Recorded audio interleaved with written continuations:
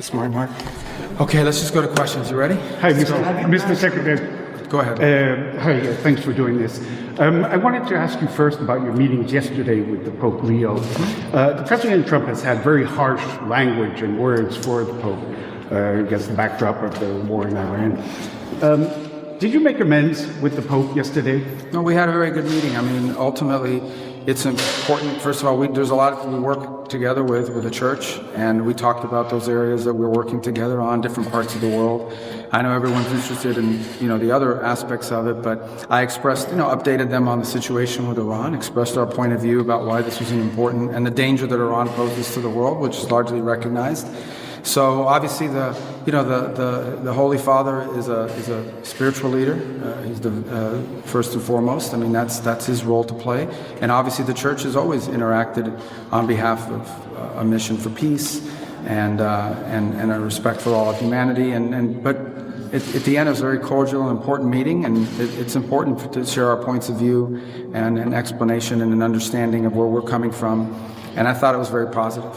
Secretary Rubio, you also mentioned talking about the Western Hemisphere with the Pope. Mm-hmm. And of course, the Catholic Church is instrumental in delivering humanitarian aid to Cuba. I wondered if you discussed that and whether there was any disagreements on U.S. policy towards Cuba.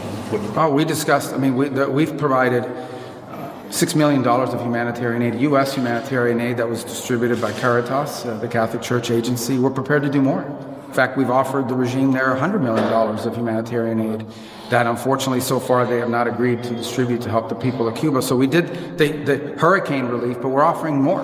And it's the regime that's not accepting it. It's the regime that's standing in the way of it. So we discussed that, and we hope we can do it because we do want to help the people of Cuba who are being, hurt by this incompetent regime that's destroyed the country and the economy.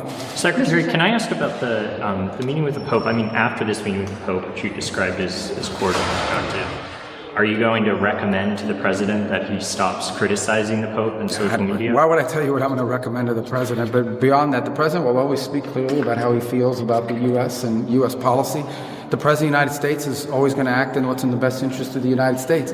I think we can do that and continue to also have a very productive and fruitful and important relationship with the Church because it plays an important role in the world as well. And Secretary, just talk about whether I called her, I'm sorry. Secretary Rubio, were there any themes from your conversation yesterday with Pope Leo that resonated with you personally?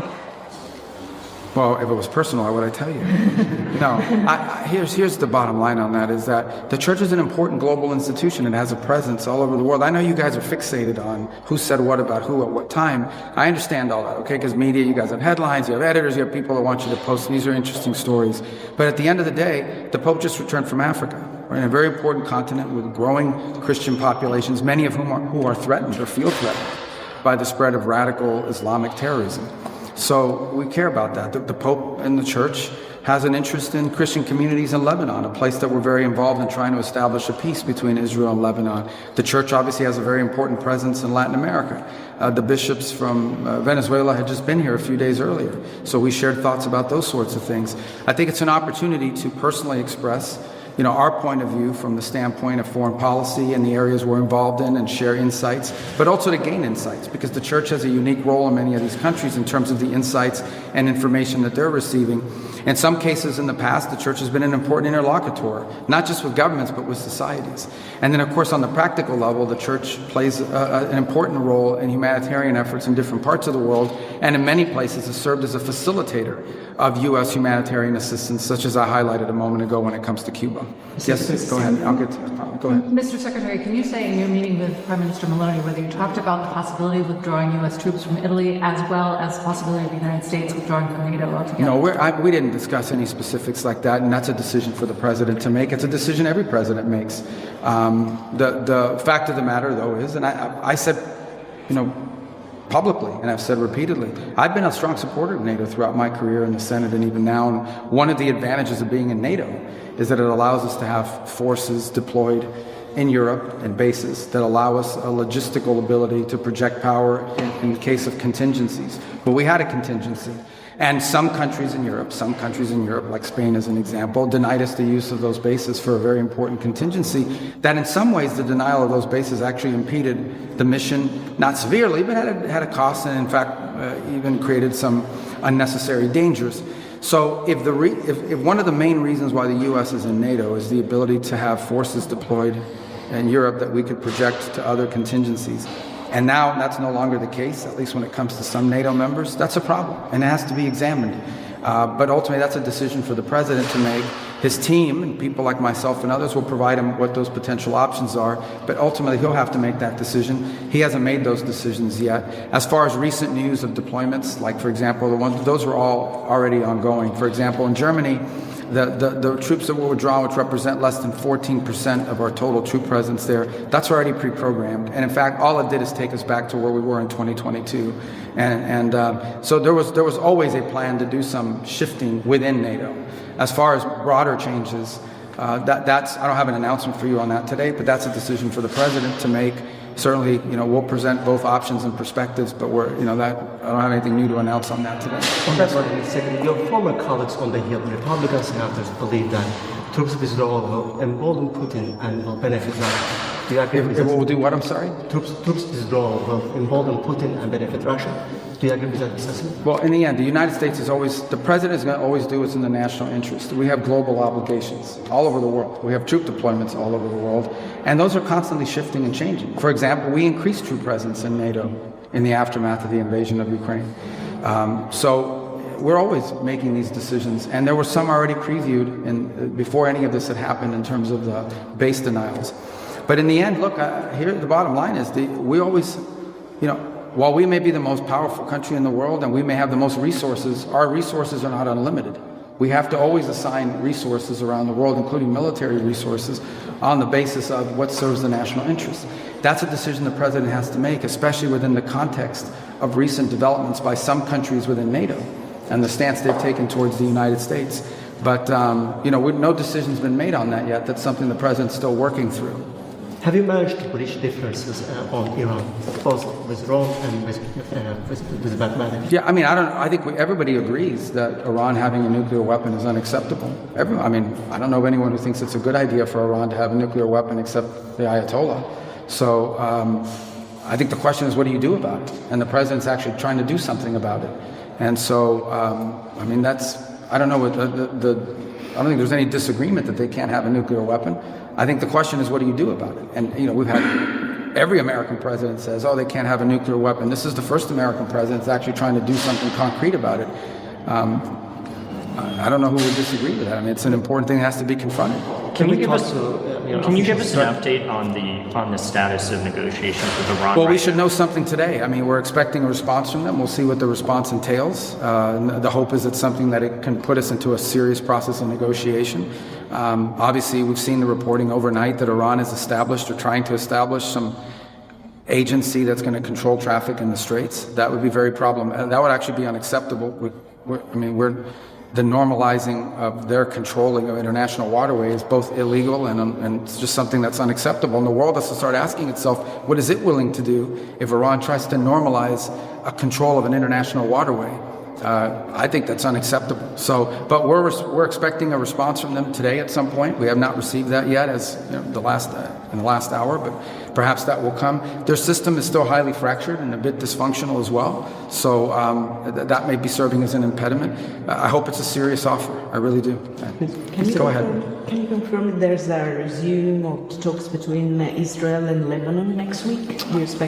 We expect talks. I don't know if we've set the exact date yet, but we expect that there'll be additional talks. Look, it's one of the areas that I think we can work with Italy on. They can play a very productive role and a constructive role in providing resources to the Lebanese government. In the end, we all share the same goal, and by all I mean including the Lebanese government and the Israeli government, that we want the relations between Israel and Lebanon, its legitimate government, to be very strong. The impediment to that is Hezbollah. Again, an Iranian agent, Hezbollah, who is victimizing not just Israelis, but Hezbollah is also victimizing Lebanon. The reason why Lebanon faces bombings, the reason why Lebanon faces violence is because of Hezbollah. It is Hezbollah that's imposing this on them. So I think we all share the same goal, which is a strong Lebanese government that doesn't have an armed Hezbollah operating within its national territory, imposing a threat to any of its neighbors.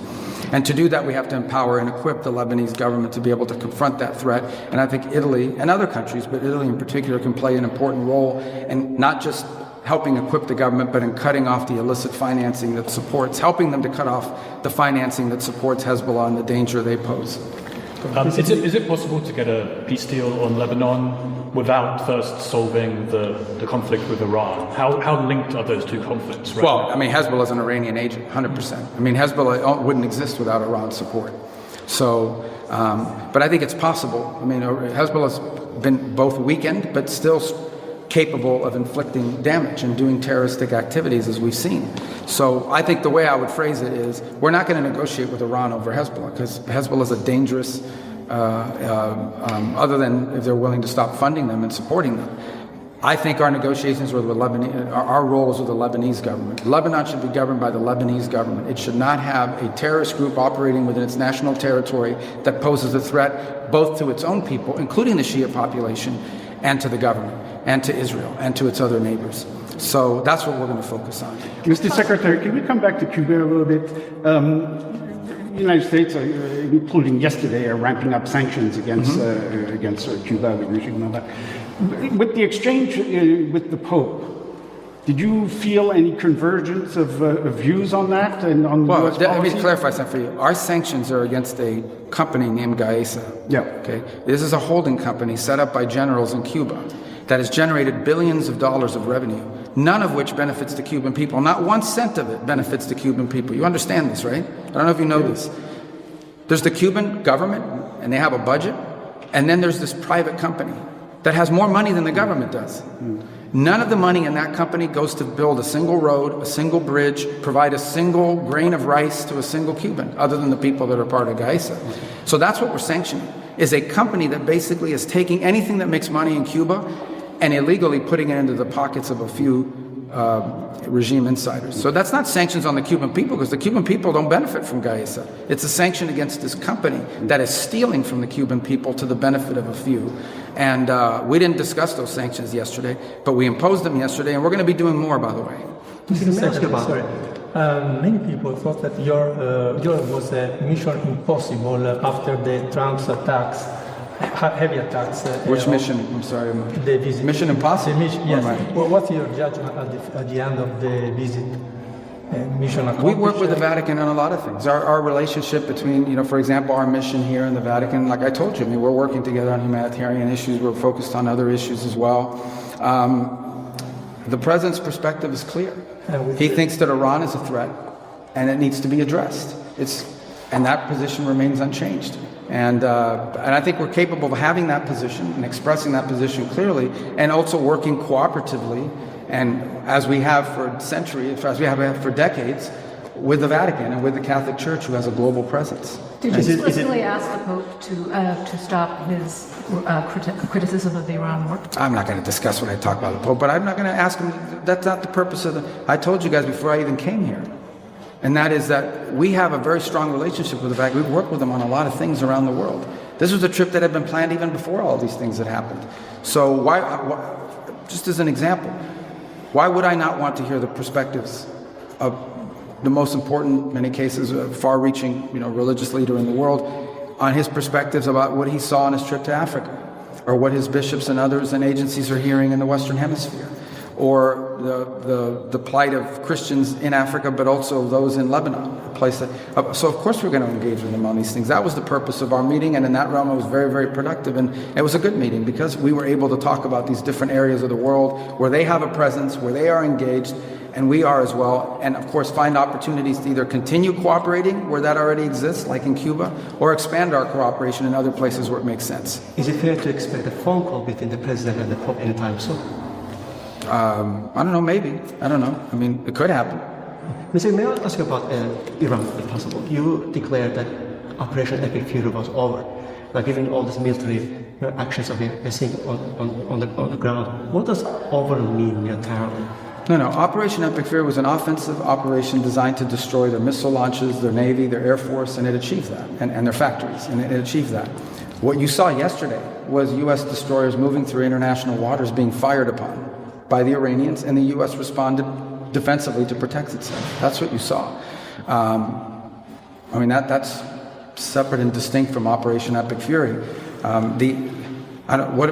If you fire a drone or a missile at our destroyer, what are we supposed to do? Let it hit it? We have to respond to it. We have to knock down the missile, and we have to knock out whatever it is that launched that missile. The alternative is to let it sink one of our ships. That's crazy.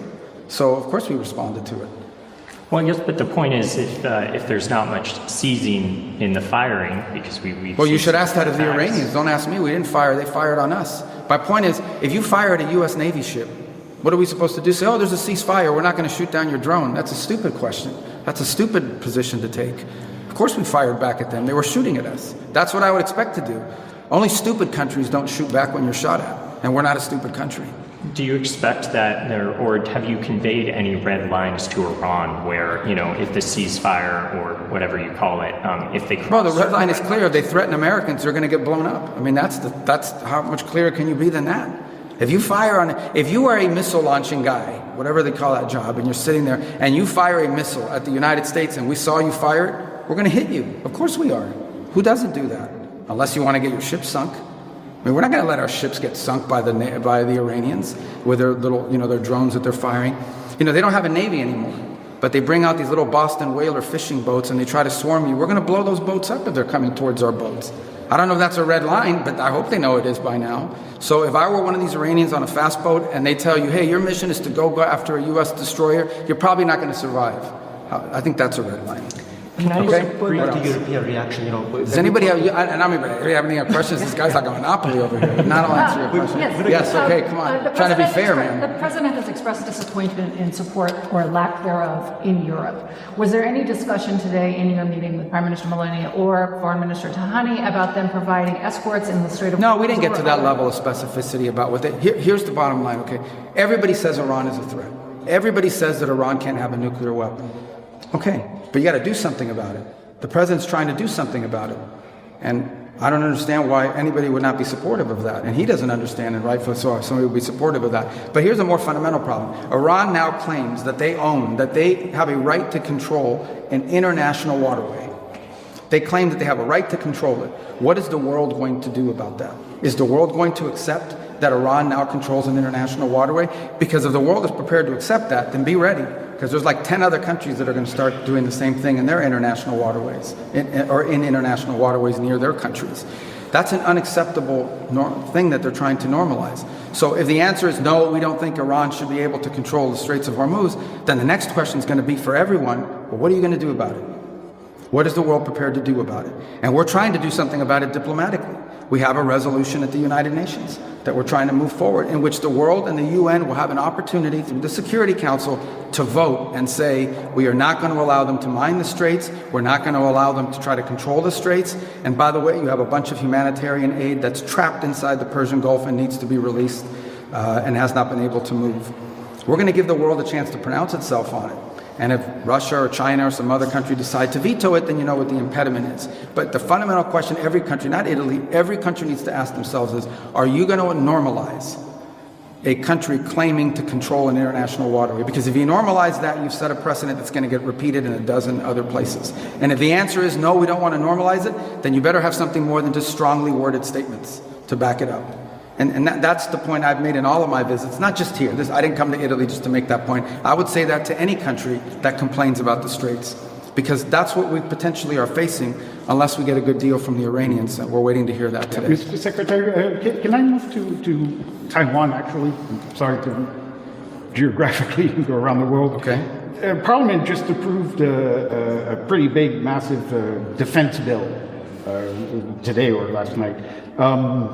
There was a little bit less than what the president of Taiwan was asking for, but nonetheless, it's a big bill, including money to buy U.S. arms. What is your reaction to that, if any, and specifically in the context of the trip you will be doing with the president next week in China? Well, all I would say in context of the trip next week in Taiwan in specific is the United States, our policy remains unchanged. We don't want to see any forced or compelled change in the situation now. I think it would be destabilizing to the world. It's our position on that has been, we've heard obviously the Chinese position, but we've made our position on that clear as well. And I imagine that will be discussed in the trip, but I don't think it'll be a feature of our trip, but it'll certainly be an item that's discussed.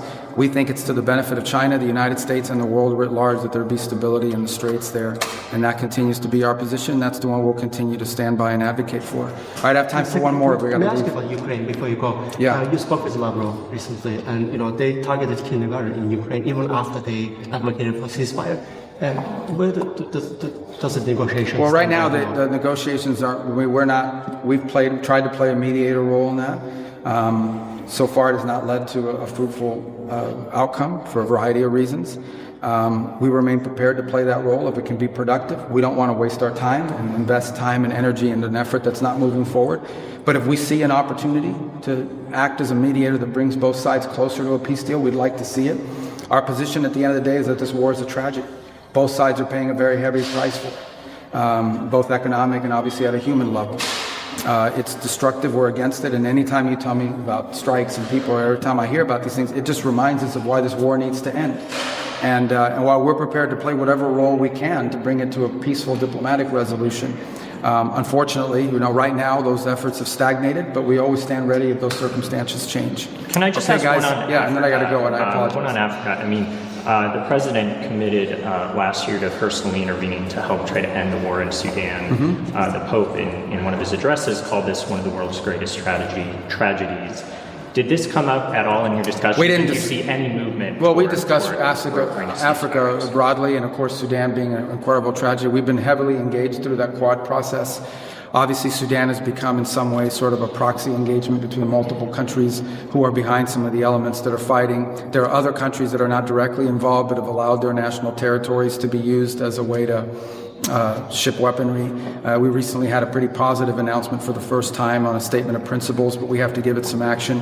What we've really been focused on in Sudan is sort of establishing a humanitarian ceasefire that allows us to provide aid to people that are suffering tremendously there, but not doing so at the expense of a broader deal. So we do want the humanitarian ceasefire where we can identify a number of communities that are safe havens for the distribution of humanitarian aid for what is one of the world's worst humanitarian crises ever. But you can't do that unless you have the security to be able to provide the aid. But we don't want that to be the final outcome. In addition to the humanitarian corridors and the humanitarian sites, we need to bring this conflict to an end. And the way to bring this conflict to an end is for the countries and the parties who are supporting the fighting elements to force these elements toward a peace deal that ends this conflict. And as I said, we've been very involved in that Quad process, invested a lot of time in it, continue to be engaged on a daily basis, and in fact have people in our bureau in Africa, as well as our special envoy, Saad Boulos, involved almost daily on this topic. So, okay guys, I got to run. I apologize. Were you surprised by your Italian origins? Mr. Secretary, were you surprised by your Italian origins? Well, not surprised today. I learned about it in 2017 when PBS did a Finding Your Roots special. Oh, okay. That's where I found it. Okay. How about the 2028 buzz? Any comment on that, sir?